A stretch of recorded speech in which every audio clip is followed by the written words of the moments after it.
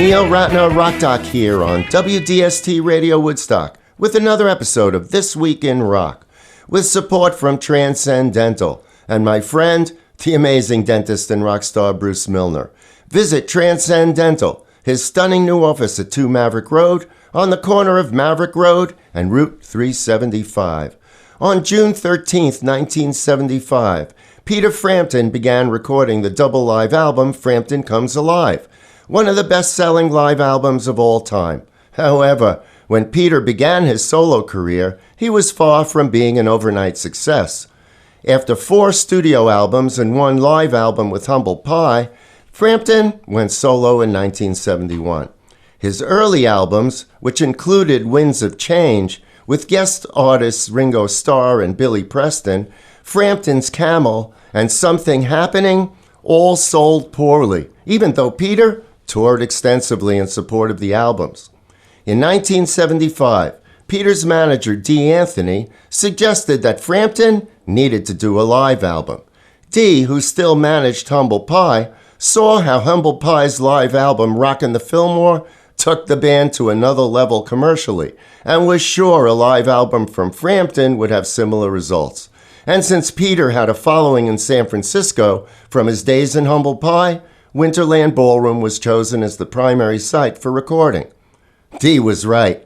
Frampton Comes Alive was in the top spot for a total of 10 weeks and was the best-selling album of 1976, selling over 8 million copies in the U.S. The album produced 3 hit singles, Baby I Love Your Way, Show Me the Way, and an edited version of Do You Feel Like We Do. One of the trademarks of the album is Frampton's use of the talk box, and as he explains, he first became aware of it during a session he did for one of the Beatles. I had first found the talk box on the All Things Must Pass sessions with George Harrison and Pete Drake from Nashville. Rest in peace, Pete Drake. He's a wonderful, wonderful man. And he gets brought over for the more country stuff that George is doing. So all of a sudden, I'm in Abbey Road and studios where they recorded Sgt. Pepper, the real one. And there's Pete Drake is now set up right in front of me. And in a slow moment, he gets out this little box, puts it here. He said, and he puts a pipe in, puts the pipe in his mouth, and all of a sudden, the pedal steel starts singing to me and talking to me out of his mouth. And it's the most incredible sound I'd ever heard. And I said, where do I get one? And he said, well, I made this one myself. So I said, okay, all right. Have to find one. So that was the beginning of my search for the talk box, and that was like in 71. About 73 is when Bob Heil in America had made one for Joe Walsh, and I started using it live.